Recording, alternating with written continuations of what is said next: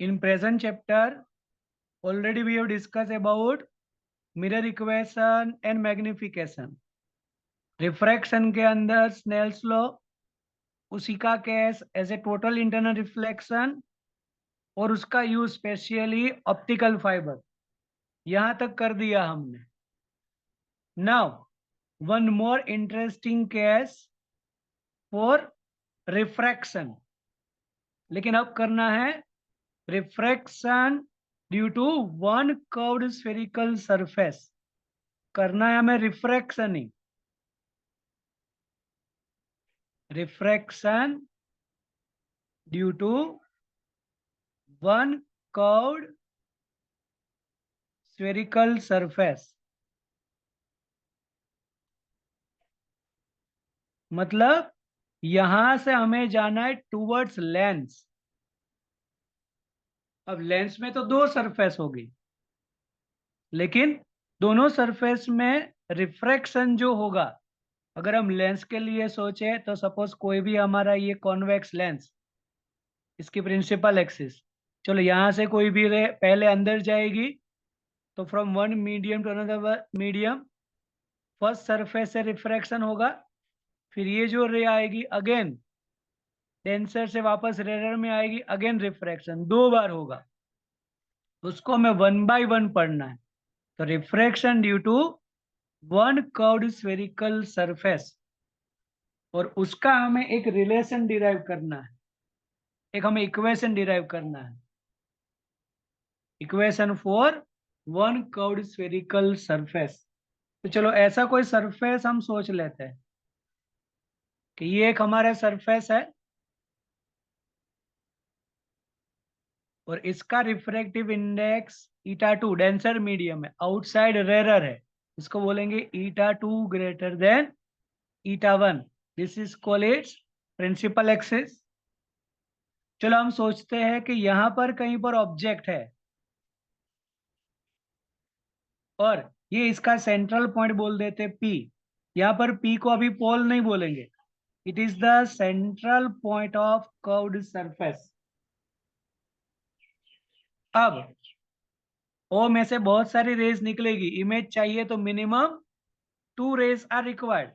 तो एक रे ऐसे ही ले लेंगे इसी के ऊपर, मतलब ऑन द प्रिंसिपल एक्सिस, और ये कर्व्ड सरफेस है, कहीं ना कहीं इसका सेंटर ऑफ कर्वेचर होगा,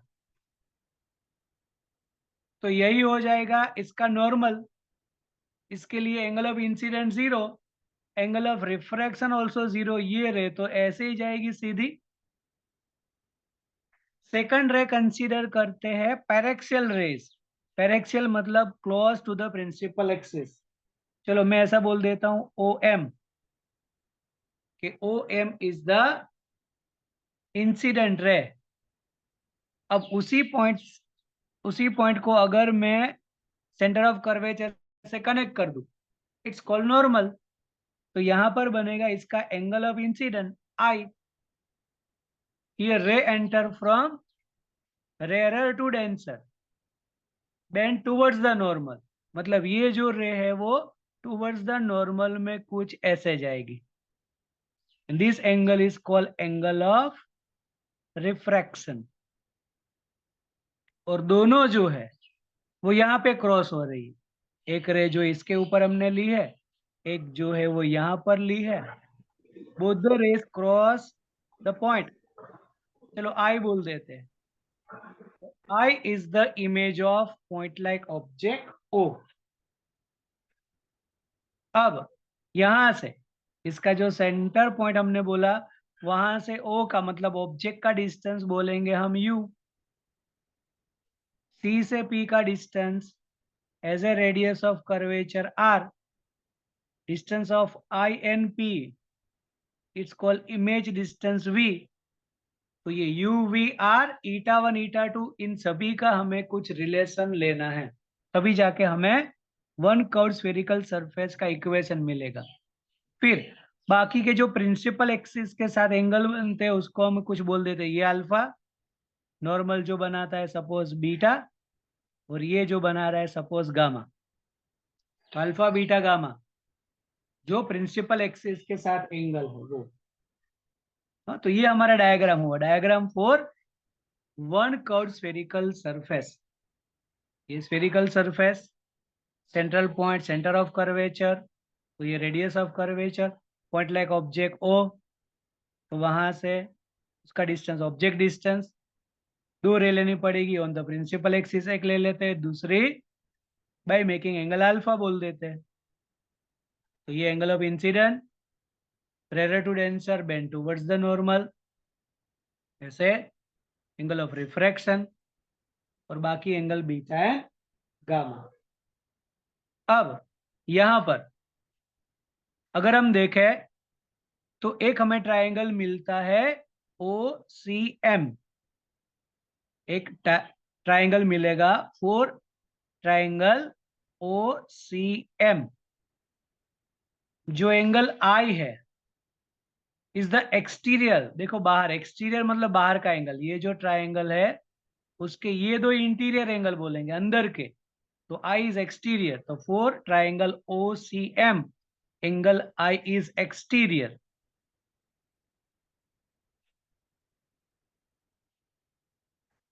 और एक्सटीरियर का रूल है, एक्सटीरियर एंगल कितना होगा कि जो इंटरनल एंगल जो अपोजिट एंगल्स है उसका एडिशन होता है। मतलब क्या लिख सकते हैं हम, I is equal to alpha plus beta.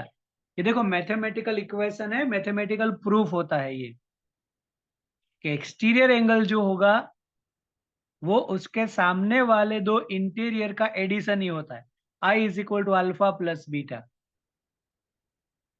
अब एक हमें ट्रायंगल मिलेगा सी आई एम, एक दूसरा ट्रायंगल, वो ट्रायंगल सी आई एम। तो ये जो हम बोलेंगे सी आई एम, उसके लिए beta is exterior, angle beta is exterior.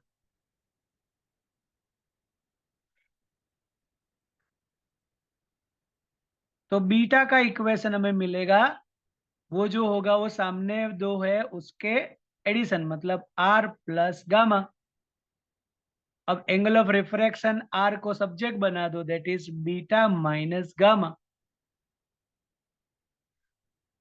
तो ये हमें एंगल ऑफ इंसिडेंट मिला, एंगल ऑफ रिफ्रैक्शन। ये क्यों किया हमने, क्योंकि जब भी रिफ्रैक्शन होगा from one medium to another medium, कहीं ना कहीं हमें स्नेल्स लॉ अप्लाई करना है। तो यहाँ पर स्नेल्स लॉ अप्लाई कर देते हैं यूजिंग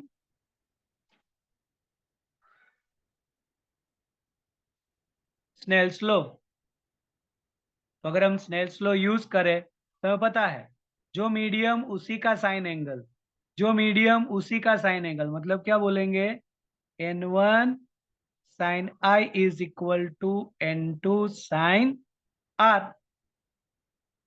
हमने बोला है पेरेक्सियल रेज है, जितनी ये close to the principal axis होगी उतना एंगल ऑफ इंसिडेंट स्मॉल होता है। ये स्मॉल होगा तो ये तो और स्मॉल होगा, मतलब बोल सकते हैं फोर पेरेक्सियल रेज,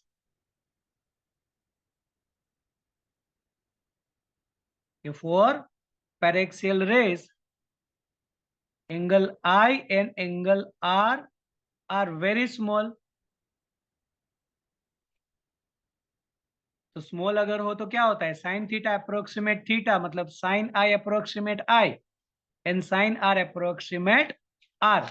मतलब ऐसा लिख सकते हैं हम कि sine I approximate I and sine R approximate R. तो फिर स्नेल्स लॉ कैसा हो जाएगा, N one I is equal to N two are, क्योंकि साइन आई अप्रोक्सीमेट आई, इसकी जगह पर सिर्फ आई, इसकी जगह पे सिर्फ आर, तो N one I is equal to N two R. I and R की वैल्यू रख दो यहाँ पर, आई क्या मिला हमें, अल्फा प्लस बीटा, आर क्या है, बीटा माइनस गामा, मतलब N one alpha plus beta is equal to N two beta minus gamma. Okay, यहाँ पर ब्रैकेट ओपन कर दो अब, तो ये हुआ N one alpha plus N1 beta is equal to N2 beta minus N2 gamma.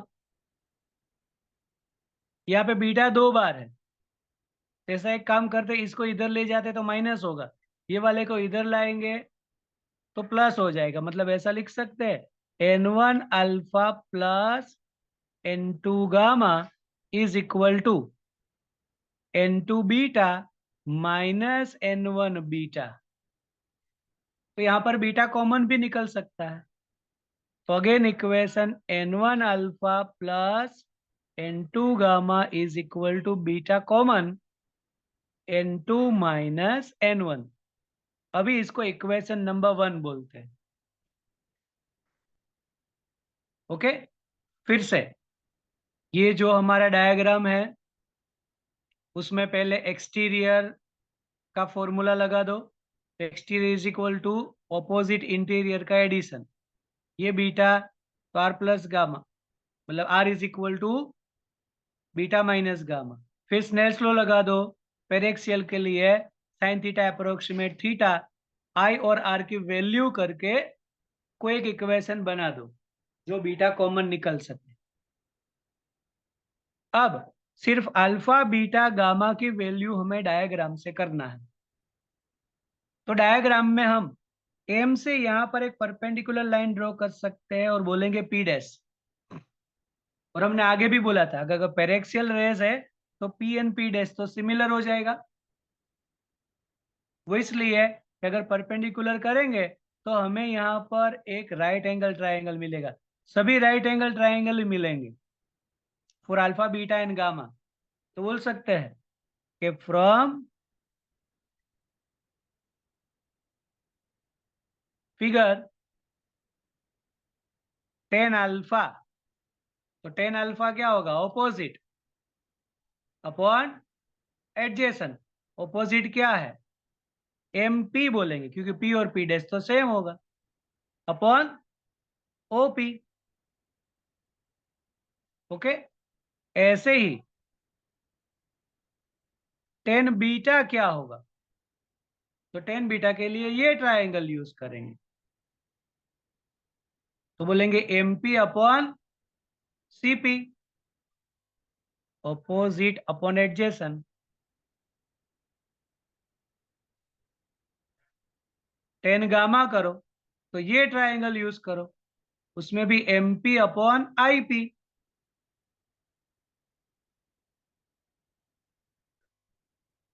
हमें राइट एंगल ट्राइंगल देख लेना है, ये गामा के लिए राइट एंगल ये बनेगा, तो अपोजिट अपॉन एडजेसेंट। अब पेरेक्सियल रे के लिए क्या होगा, फोर पेरेक्सियल रेस, ये एंगल भी स्मॉल होंगे, जितना नियरर लेंगे रे अल्फा बीटा गामा सभी स्मॉल।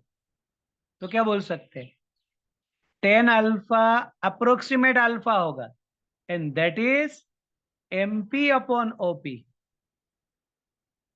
ऐसे ही tan beta approximate beta and that is M P upon C P,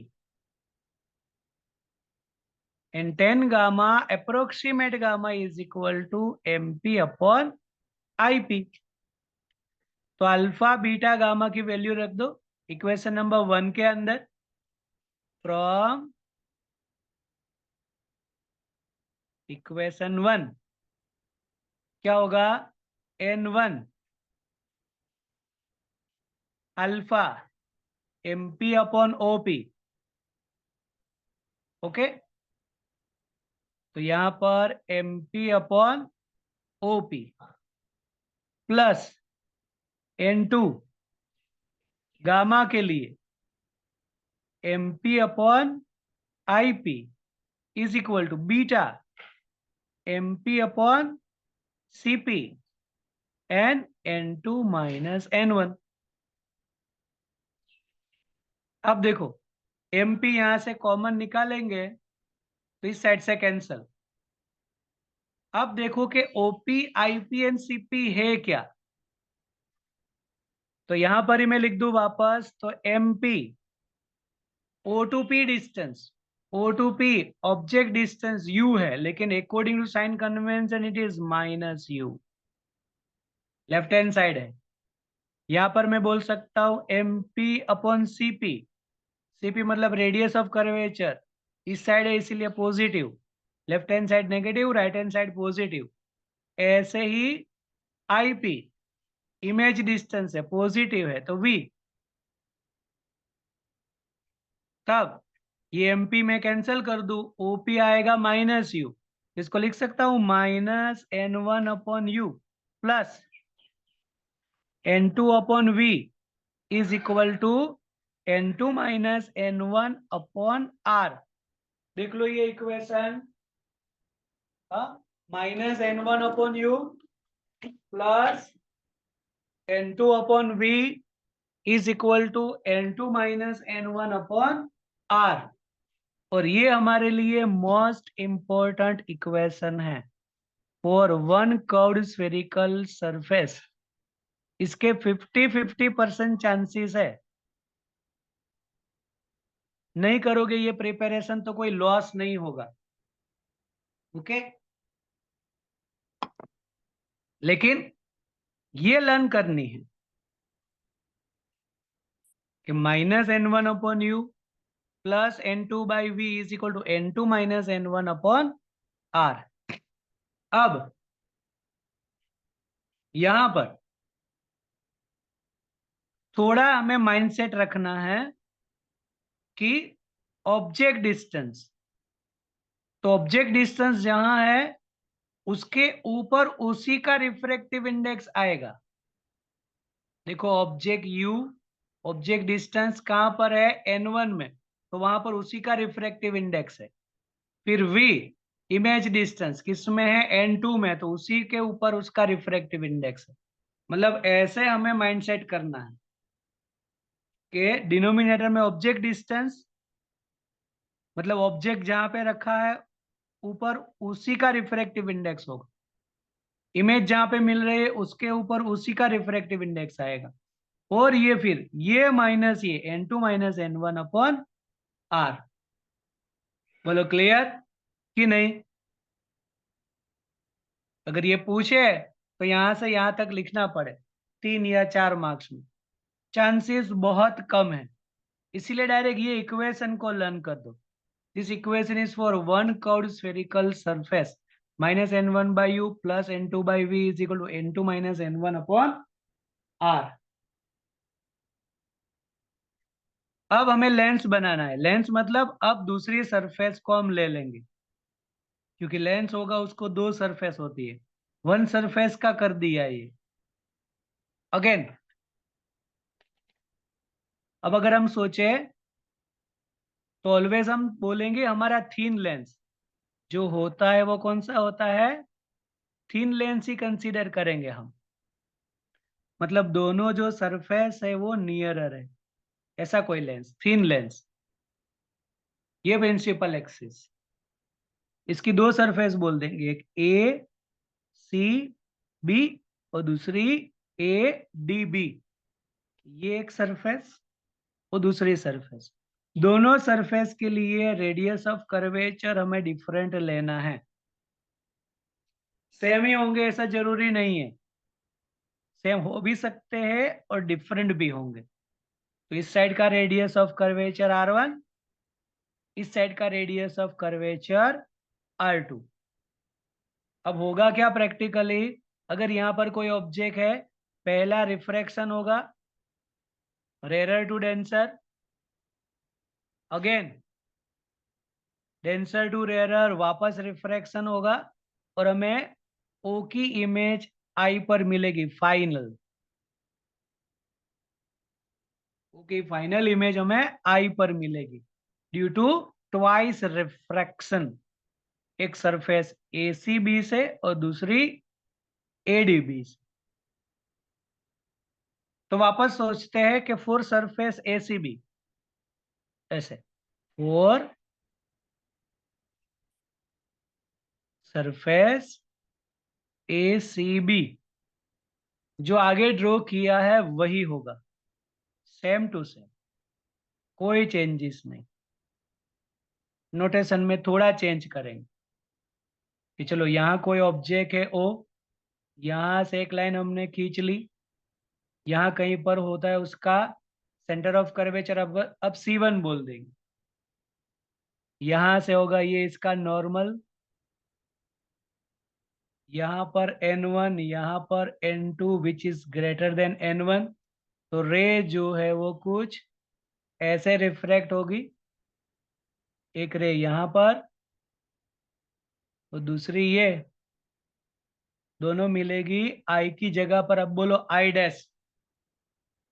तो यहां से ये जो डिस्टेंस होगा ऑब्जेक्ट डिस्टेंस यू, अभी दो है रेडियस ऑफ कर्वेचर इसलिए R1, और ये अभी बोल दो उसका image distance as a V dash.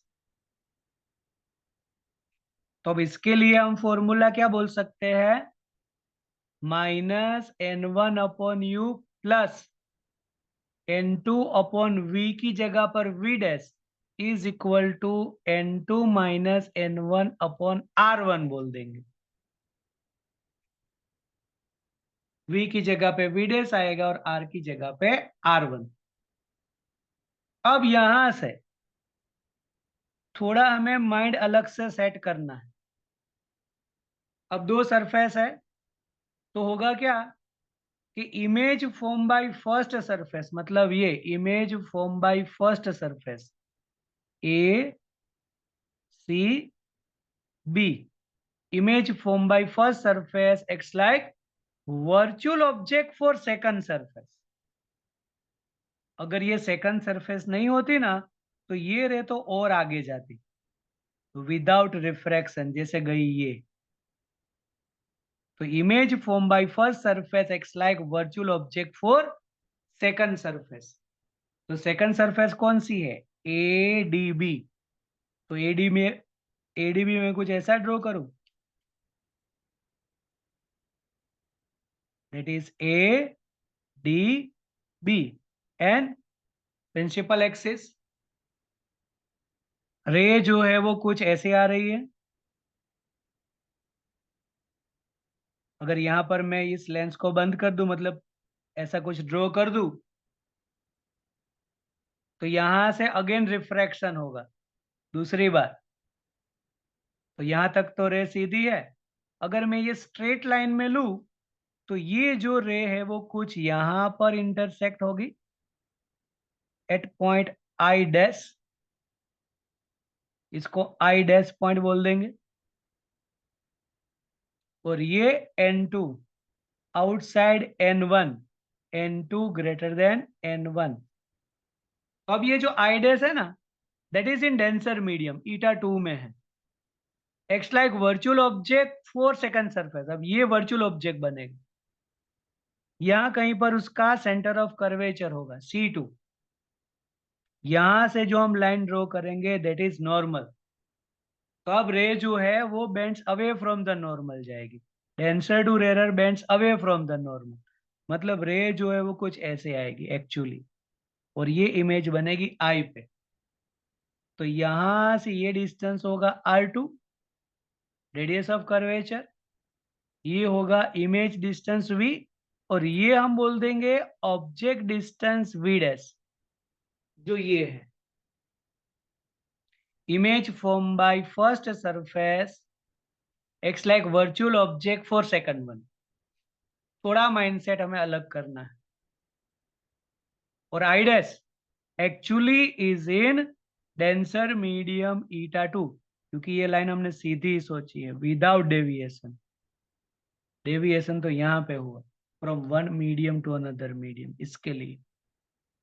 तो अगर मैं ये फॉर्मूला लिखूं, ऑब्जेक्ट डिस्टेंस कितना वी डैश, तो उसके ऊपर किस कौन सा मीडियम ईटा 2, लेकिन माइनस, प्लस इमेज डिस्टेंस कौन सा V, कौन से मीडियम में N1, तो यहाँ पे आएगा N1 इज इक्वल टू, देखो ये माइनस ये है N2 माइनस N1, तो ये माइनस है मतलब N1 minus N2 upon R2। बोलो आई समझ में ये दोनों इक्वेशन? ये जो पार्ट है वो लर्न नहीं करोगे तो चलेगा, ये कोई ऐसा एग्जाम में पूछते नहीं है, लेकिन दोनों इक्वेशंस हमें चाहिए नई इक्वेशन बनाने के लिए। अब थिन लेंस के लिए हमें करना है लेंस मेकर फॉर्मूला।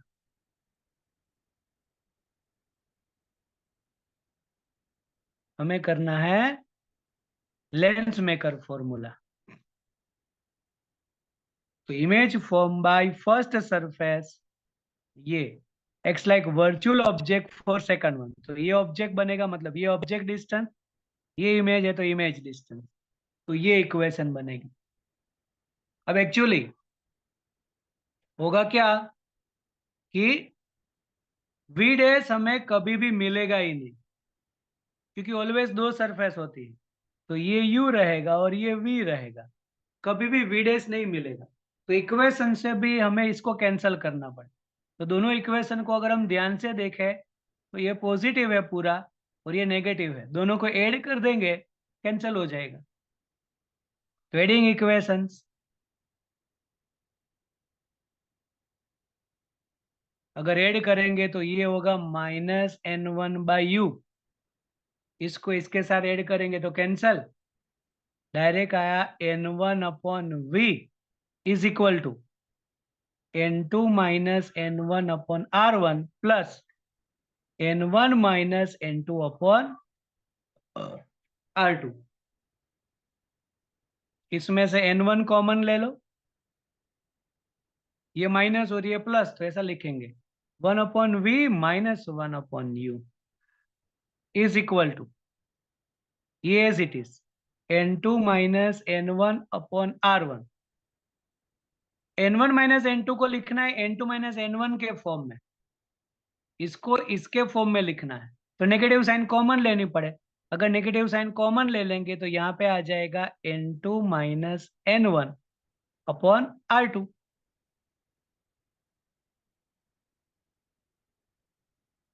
तो यहाँ से n2 माइनस n1 कॉमन निकाल सकते हैं। ओके, कॉमन निकालेंगे और ये मल्टीप्लाई में n1 नीचे आ जाएगा, मतलब ऐसी इक्वेशन बनेगी। अब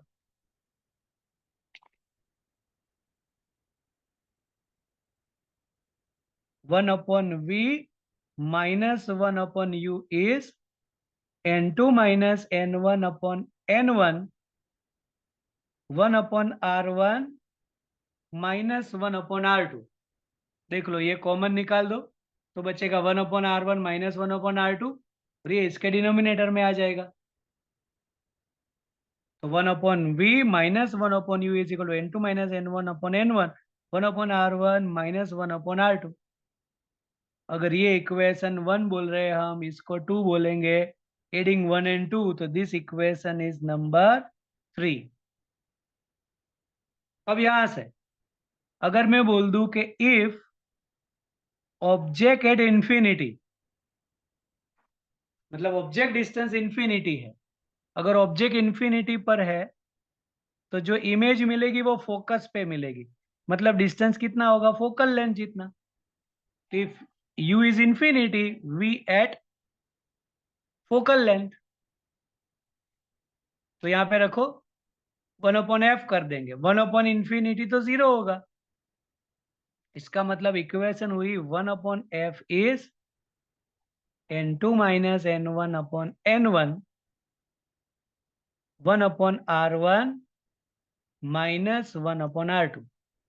इक्वेशन नंबर 4, ये हो गई lens makers formula. This is our lens maker formula.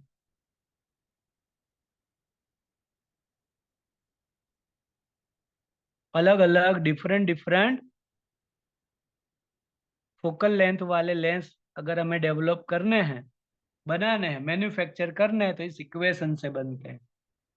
1/f is equal to n2 minus n1/n1 1/r1 minus 1/r2। अब 3 एंड 4 को देखो, तो ये साइड तो कॉमन, मतलब सेम है, कॉमन क्या सेम है, तो ये भी इक्वल कर सकते हैं। कंपेयरिंग इक्वेशन 3 एंड 4 क्या होगा, 1/f is equal to 1/v minus 1/u. It's called Lenz formula. इसको बोल देंगे lens formula. This is applicable for both type of lens, either convex or concave.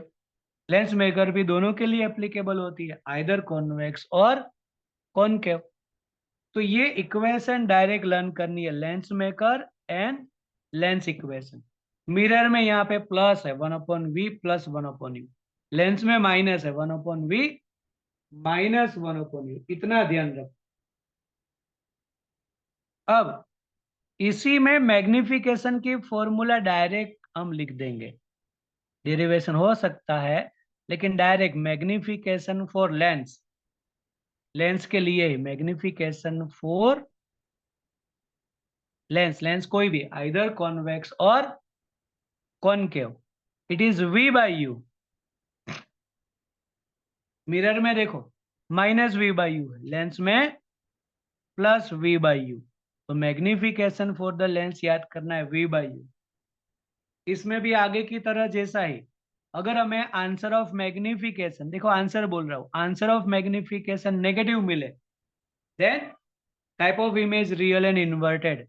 ऐसा लिख दूं कि इफ m आंसर जो है वो नेगेटिव मिलेगा, मतलब इमेज कैसी होगी, रियल एंड इन्वर्टेड. ऐसे ही अगर हमें m पॉजिटिव मिल रहा है आंसर, देन इमेज कैसी होगी, वर्चुअल एंड इरेक्ट. तो मोस्ट प्रोबेबली कॉन्वेक्स के लिए रियल इन्वर्टेड मिलती है और कॉनकेव के लिए वर्चुअल एंड इरेक्ट. तो ये एक हमें याद करना है, ये दोनों फॉर्मूला और एक ये भी मैग्निफिकेशन भी याद कर दो v/u करके. ओके, बोलो यहां तक किसी को है प्रॉब्लम तो बोल दो. डायरेक्टली अगर ये कुछ समझ में नहीं आ रहा है तो इसको ज्यादा करने की जरूरत नहीं है, डायरेक्ट इसी को लर्न करो. Lens maker, lens equation and magnification. चलो अब इसी में थोड़ा आगे कर दे, लेंस के केस में ही. तो उसी का पावर,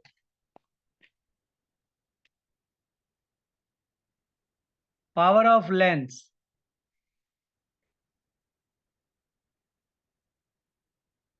मतलब सभी को पावर है तो लेंस को भी पावर हो.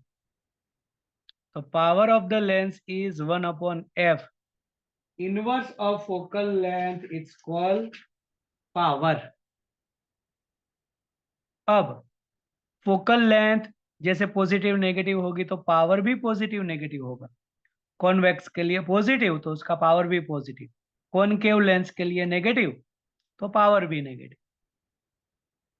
अब इसका यूनिट, यूनिट ऑफ पावर याद रखो, डायोप्टर, जिसको हम सिंबलाइज करेंगे डी से. और डी का जो रिलेशन होगा वो डायरेक्ट मीटर के साथ होता है. मतलब मैं ऐसा लिख सकता हूं, 1 dioptre is 1 metre inverse.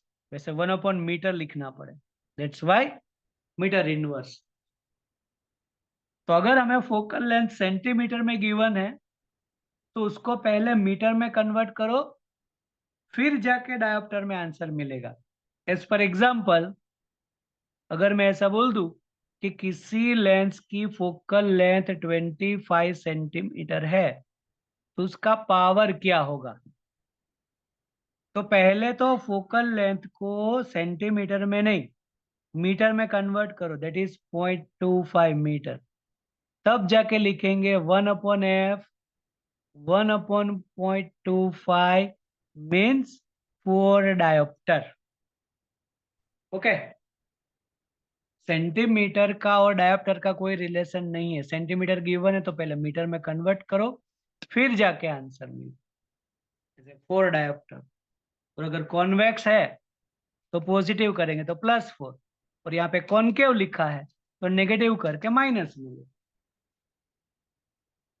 Okay, ये हुआ हमारा पावर ऑफ लेंस। पावर भी पॉजिटिव नेगेटिव होगा कॉन्वेक्स लेंस के लिए पॉजिटिव, एंड कॉनकेव लेंस के लिए नेगेटिव पावर होगी। अब यहां से एक चीज और हमें करना है, कॉम्बिनेशन ऑफ द लेंस, मतलब लेंस का कॉम्बिनेशन।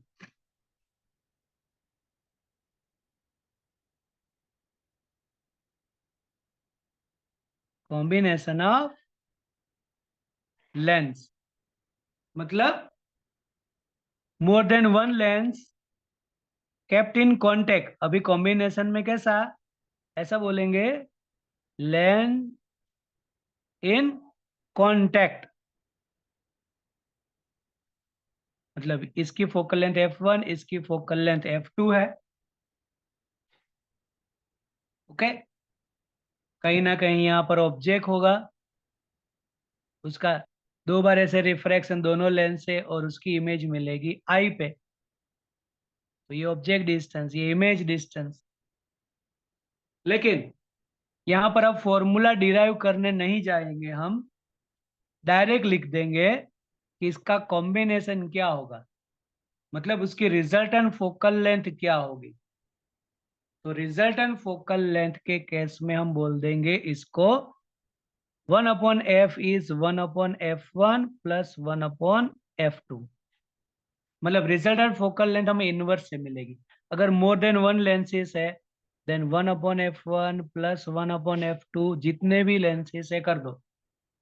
और ध्यान रखो कि एक कॉन्वेक्स है तो फोकल लेंथ पॉजिटिव, कॉनकेव है तो फोकल लेंथ नेगेटिव। मतलब जब वैल्यू रखो तो साइन कन्वेंशन के साथ ही लिखना पड़ेगा, विदाउट साइन कन्वेंशन नहीं चलेगा। साइन कन्वेंशन इस चैप्टर में कभी भी तुम्हारा पीछा नहीं छोड़ेगी। तो फोकल लेंथ हमें ऐसे मिल जाएगी। अब इसी में पावर लिखना है तो 1/f इज पी, तो ये हो जाएगा P1 प्लस P2 जितने भी है गिवन। और मैग्निफिकेशन,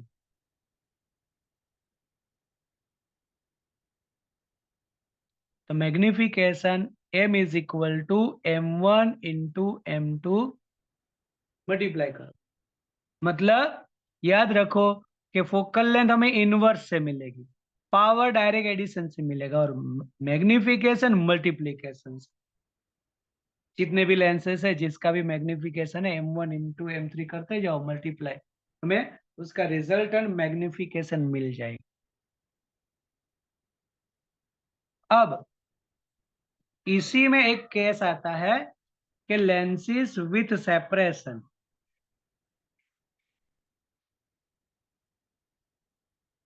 ये इक्वेशंस हुई lensing in contact, lenses with separation. मतलब एक ये लेंस, ये दूसरा लेंस, दोनों के बीच का डिस्टेंस हमें दे रखा है d।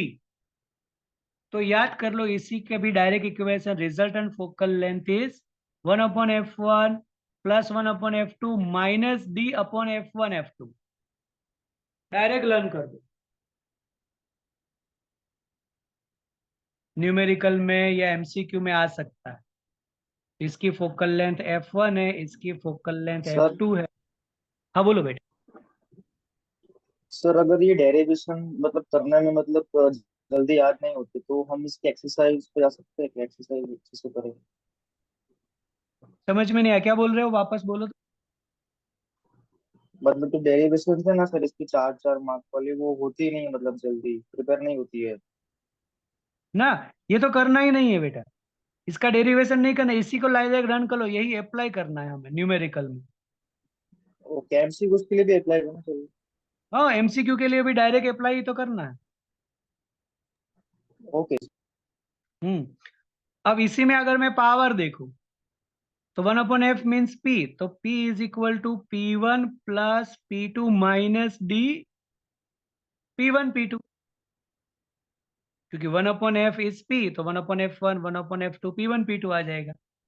और मैग्निफिकेशन m1 इंटू m2 से, मतलब आइदर लेंसेज इन कॉन्टेक्ट और सेपरेशन, मैग्निफिकेशन तो डायरेक्ट मल्टीप्लाई से ही मिलेगा। हाँ, अगर फोकल लेंथ इन कॉन्टेक्ट है तो जितना है उसको ऐड करते जाओ, पावर में भी ऐड करते जाओ। अगर सेपरेशन में है तो इतना करना है, -d/f1 f2 as a -d p1 p2, तब जाके हमें सही आंसर मिलेगा इसका। तो यहाँ पर लेंस वाला पार्ट खत्म हुआ। अगर कोई भी प्रॉब्लम है लेंस के केस में तो बोल दो। लेंस के केस में कोई प्रॉब्लम है तो बता दो। चलो, फिर यहां से टॉपिक चेंज होगा, इसीलिए बोल रहा हूं। चलो, क्लियर सबको? Yes sir, clear. ओके, चलो। तो यहां से हमारा टॉपिक चेंज हो रहा है, और ये जो करने जा रहे हैं वो भी मोस्ट इंपॉर्टेंट, यहां से क्वेश्चन पूछते हैं related with prism.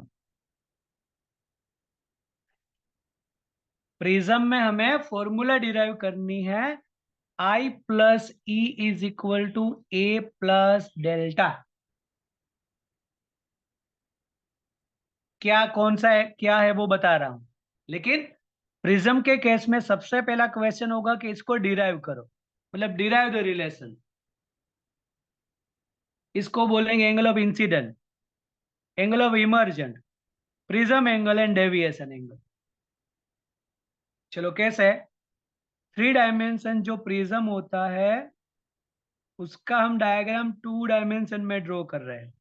This is our prism A B C, तो ये हम बेस बोलेंगे। बेस का ऑपोजिट होता है प्रिज्म एंगल ए। ये जो प्रिज्म एंगल है ना, बस यही है, ये ऑपोजिट एंगल ऑफ बेस, इसको बेस बोलेंगे। तो ये हो गया हमारा प्रिज्म एंगल। अब कोई भी एक रे हमें सोचनी है पी क्यू, और उसमें भी बोलेंगे मोनोक्रोमेटिक रे। मोनोक्रोमेटिक मतलब सिंगल लाइट। मोनोक्रोमेटिक रे, सिंगल कलर। व्हाइट लाइट नहीं लेनी है, ये रेड लाइट ले लो, रेड कलर की लाइट, ब्लू ले लो, येलो ले लो, ग्रीन ले लो, कोई भी ऐसे। तो मोनोक्रोमेटिक मतलब सिंगल कलर। तो ये रे इंसिडेंट हो पी क्यू। तब यहां पर हम एक नॉर्मल ड्रॉ कर सकते हैं at the point of incident, and this is called angle of incident आई। ये हमारा एंगल ऑफ इंसिडेंट हो गया। चलो, इसका रिफ्रैक्टिव इंडेक्स n2, आउटसाइड का n1, which is greater than n2 greater than n1। तो रे जाएगी from rarer to denser, bend towards the normal. Towards the normal में कुछ रे ऐसी जाएगी जिसको बोल देंगे हम Q R. Q R is refracted ray, it is called angle of refraction. चलो, R1 बोल देते हैं अभी। तो इस पॉइंट पर भी हम एक नॉर्मल ड्रॉ कर सकते हैं, दिस इज कॉल्ड नॉर्मल। तो यहां बनेगा अगेन एंगल ऑफ इंसिडेंट। चलो, इसके लिए मैं R2 बोल देता हूं। Now ray enter from denser to rare, bends away from the normal. Away जाएगी तो एस है, RS। तो ये रे बाहर निकली, मतलब इमर्जेंट रे है, उसी का angle, angle of emergent E, मतलब angle of incident, angle of emergent, ये हो गया प्रिज्म एंगल। बाकी रहा डेविएशन। तो देखो, अब ये रे आ रही है ऐसी, इस मीडियम में एंटर हुई, इसीलिए रिफ्रैक्शन हुआ। अगर ये मीडियम नहीं होता तो ये रे तो स्ट्रेट लाइन में ही जाती कि नहीं।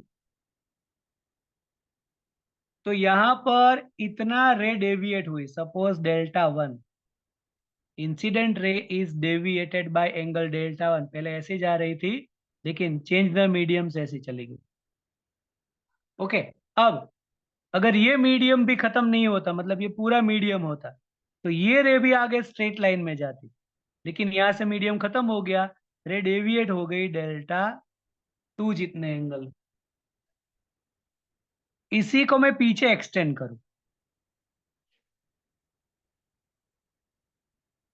तो फिर ये एंगल और ये एंगल ऑपोजिट एंगल सेम होते हैं, और ये दोनों मिला के ये ट्राइंगल का एक्सटीरियर एंगल बोल दो, टोटल डेविएशन। देखो टोटल डेविएशन कैसे है, इंसिडेंट रे ऐसी है और इमर्जेंट रे ऐसी आई, तो टोटल मिला के इसका डेविएशन हो गया delta. Delta is called delta 1 plus delta 2 exterior. वापस अप्लाई करेंगे हम, ये इसका डायग्राम हो, दोनों नॉर्मल जहां पे इंटरसेक्ट करे ना उस पॉइंट को बोल दो एल। बोलो डायग्राम क्लियर? Yes sir. तो अब यहां पर हमें एक क्वाड्रिलेटर दिखेगा, quadrilateral A Q L R. देखो ऐसा, A Q L R, okay, quadrilateral A Q L R. अब क्वाड्रिलेटर है, चारों एंगल का एडिशन होगा 360, ये इसका रूल है, addition of all angle is 360 degree. अब 360 डिग्री है, देखो एंगल Q जो है वो नॉर्मल का है, मतलब ये 90 डिग्री होगा Q एंगल। R भी नॉर्मल वाला है, यहां से नॉर्मल, तो ये भी 90 डिग्री। 90 90 180 निकाल दे तो बोल सकते हैं कि angle A plus angle QLR is 180 degree. बोलो क्लियर कि नहीं?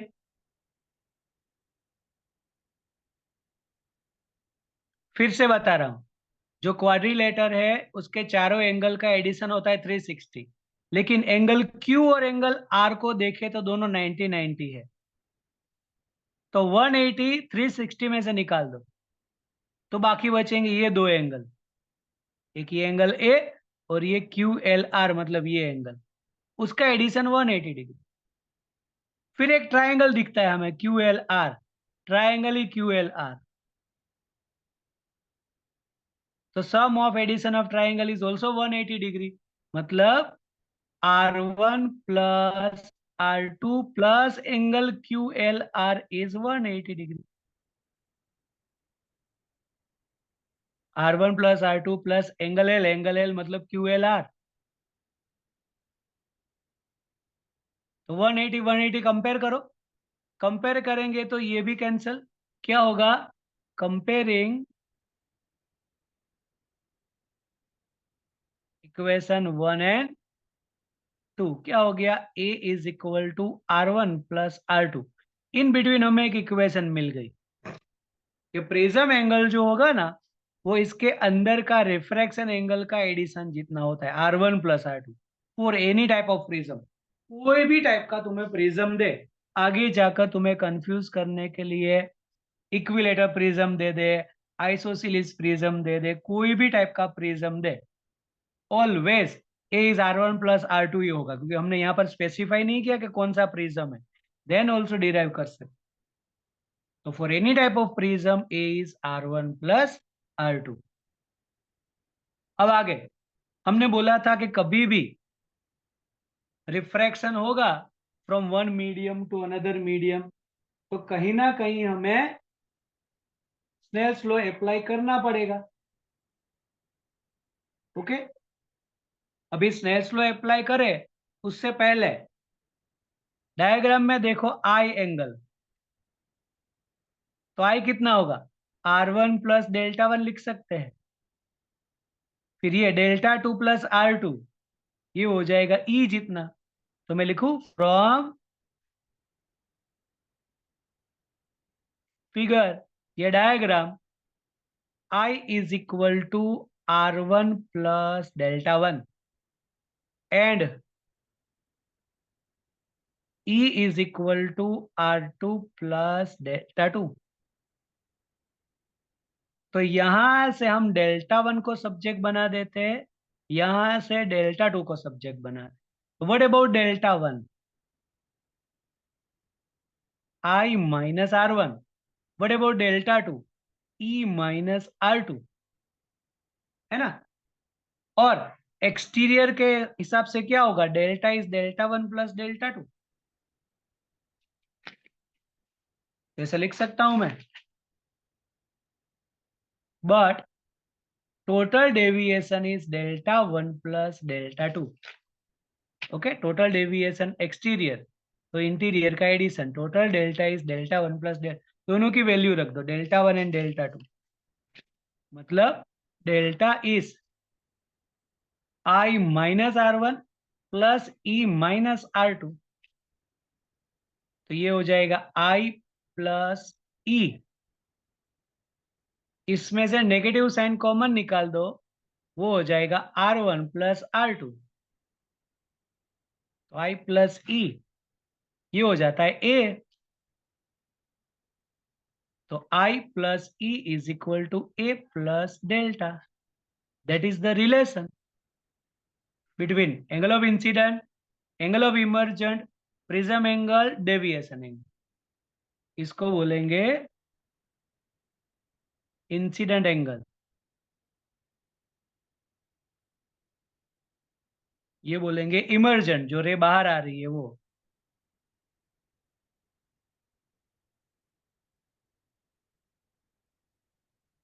ये बोलेंगे prism angle. This is called deviation angle या angle of deviation. I plus E is equal to A plus delta. देखो कैसे डिराइव करना है, पहले तो ये डायग्राम ड्रॉ कर दो।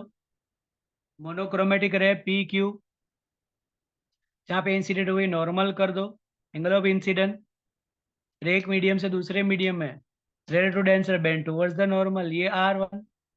एंगल ऑफ रिफ्रैक्शन, दूसरी सरफेस पर नॉर्मल करो, angle of incident R2। Denser से रेयर जाएगी अवे फ्रॉम द नॉर्मल, तो angle of emergent as a E। दोनों नॉर्मल जहां क्रॉस करेंगे उसको L बोल दो। ये इंसिडेंट रे ऐसी जा रही थी, लेकिन डेविएशन डेल्टा 1 जितना हुआ, ऐसे ही ये जो रे थे वो सीधी जाएगी, लेकिन डेविएशन इतना हो गया डेल्टा 2, ऑपोजिट सेम। तो exterior as a delta 1 plus delta 2। बस एक क्वाड्रिलेटर और एक ट्राइंगल, दोनों का एंगल 180 डिग्री होगा, दोनों को कंपेयर करो, ये मिलेगा।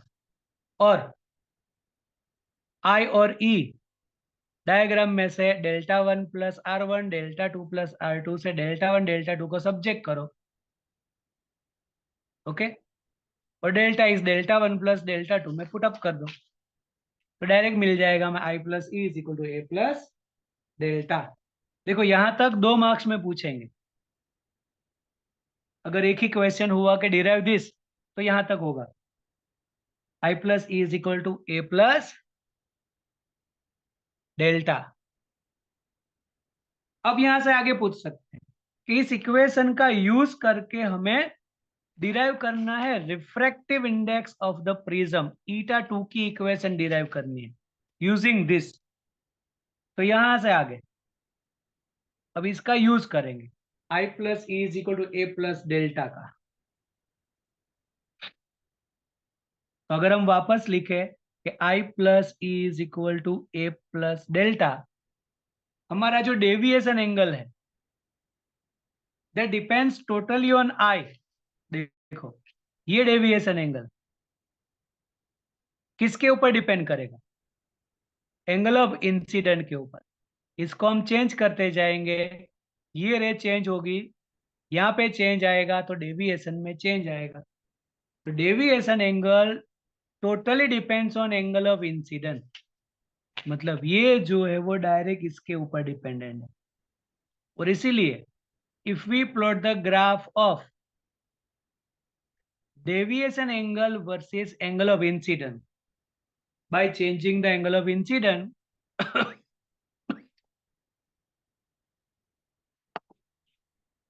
डेविएशन एंगल को मेजर करते जाओ, तो हमें कुछ ग्राफ ऐसा मिलता है प्रैक्टिकली। मतलब initially angle of incident increase करेंगे तो डेविएशन डिक्रीज होगा, फिर कुछ मिनिमम वैल्यू के बाद वापस एंगल ऑफ इंसिडेंट तो इंक्रीज ही कर रहे हैं, मिनिमम के बाद डेविएशन अगेन इंक्रीज हो जाता है। मतलब ये वैल्यू होगी minimum deviation angle delta m, और उस टाइम पर क्या होता है प्रैक्टिकली आई और ई सेम हो जाता है। ये प्रैक्टिकली मिलता है। whenever deviation is minimum, angle of incident and angle of emergent दोनों सेम हो जाएंगे, मतलब ये और ये दोनों सेम हो जाते हैं। तो दूसरा बोल सकते हैं ये और ये दोनों सेम हो गए, डेविएशन इज मिनिमम, और उस टाइम पर जो ये क्यू आर है रिफ्रैक्टेड है ना, it remains parallel to the base. चलो तो अब यहां से आगे करें।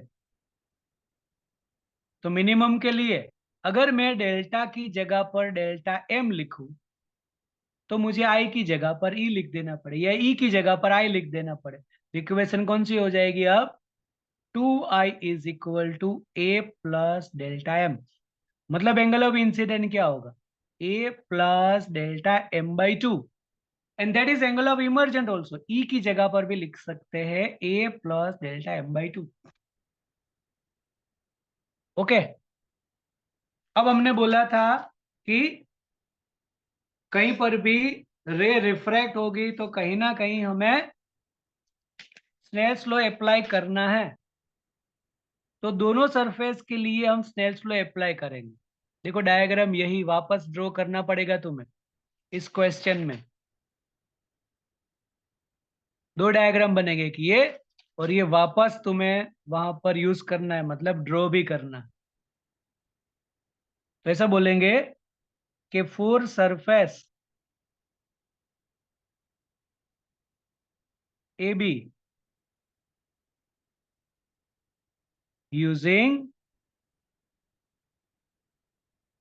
स्नेल्स लॉ, ए बी के लिए यूज करेंगे, इजी है बहुत।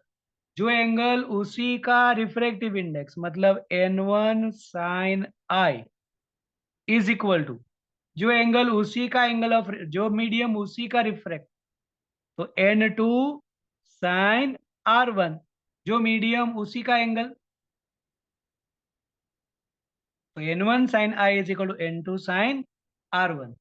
ऐसे ही बोलेंगे फॉर सरफेस ए सी, उसमें भी अप्लाई करो स्नेल्स लॉ।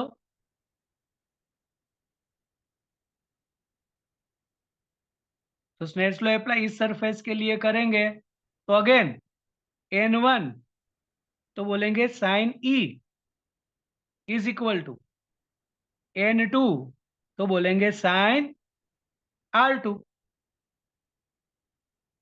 अब यहां में पता है कि I और E तो सेम है, here I is equal to E, I और E सेम है। तो देखो ये दोनों लेफ्ट हैंड साइड सेम हो गई, तो फिर राइट हैंड साइड भी same. Right hand side same करेंगे तो n2 कैंसिल हो जाएगा। क्या लिखूं मैं? Sine r1 is equal to sine r2।